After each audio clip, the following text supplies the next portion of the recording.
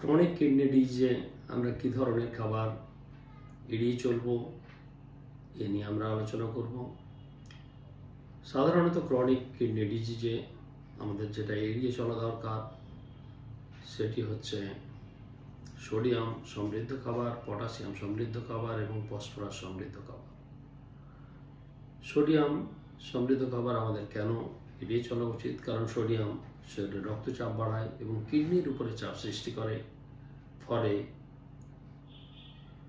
এডেমার সৃষ্টি হয়। যেসব খাবারে সোডিয়ামের পরিমাণ বেশি রয়েছে তার মধ্যে প্রক্রিয়াজাত মাংস, হ্যাম, বেকন, সসেজ, ক্যান্ড স্যুপ, আচার, সয়া সস, চিপস, নোনতা বিস্কিট এসব এড়িয়ে চলুন। ফাস্টফুড, পিৎজা, বার্গার এড়িয়ে চলুন। প্যাকেটজাত নুডলস এড়িয়ে চলুন এবং লবণযুক্ত মাছ বা শুটকি মাছ এড়িয়ে চলুন। পটাশিয়াম সমৃদ্ধ খাবার আমাদের সীমিত করতে হবে। কিডনি দুর্বল হলে রক্তে পটাশিয়াম জমে হার্টের সমস্যার সৃষ্টি করে, হাইপার ক্যালমিয়া হতে পারে।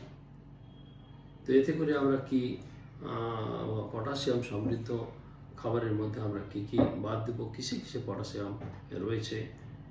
যেসব খাবারে পটাশিয়াম রয়েছে সেগুলো হলো কিছু ফলমূল রয়েছে, যেমন কলা, কমলা লেবু, আম, খেজুর, কিশমিশ।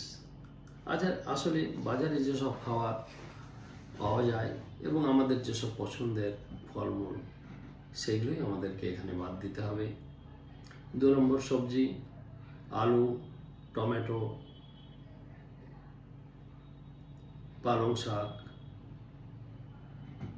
মিষ্টি কুমড়ো, ঢেঁড়স এসব আমাদেরকে এড়িয়ে চলতে হবে।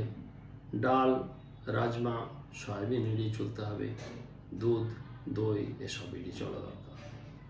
তবে আমরা দেখতে পাই যে আলু বা সবজি রান্নার আগে কেটে নেওয়ার পরে যদি আমরা 30 মিনিট জলে ডুবিয়ে রাখি তাহলে সবজিতে পটাশিয়াম কমে। 30 মিনিট জলে ডুবিয়ে রাখার পর সিদ্ধ করার পর জলটা ফেলে দিলে পটাশিয়াম অনেকটা কমে। 3 নম্বর হচ্ছে ফসফরাস। ফসফরাস সমৃদ্ধ খাবার আমাদেরকে এড়িয়ে চলতে হবে। কিডনি ফসফরাস বার করে দিতে ব্যর্থ হলে আমাদের হাড় দুর্বল হয়ে যায় এবং রক্তনালীতে ক্যালসিফিকেশন হয়। যেসব খাবারে ফসফরাস রয়েছে যেমন দুগ্ধজাত খাবার, দুধ, দই, পনির এসব আমাদেরকে বাদ দিতে হবে। আর cola, soft drinks, canned food, chocolate, ice cream এসব খাবেন না। বাদাম, সূর্যমুখী বীজ, ডাল এতে ফসফেট রয়েছে। প্রক্রিয়াজাত খাবার বিশেষ করে যেমন প্যাকেট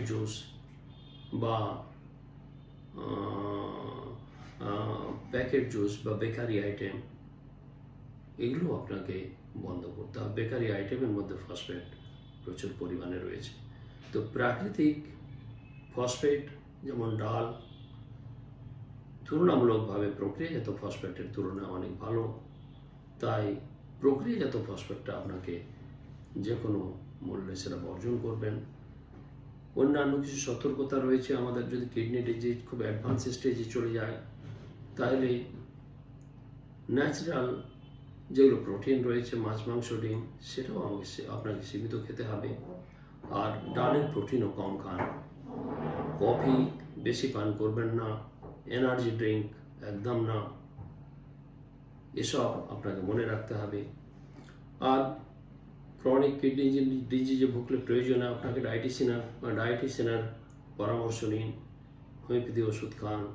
ভালো থাকুন, সুস্থ থাকুন।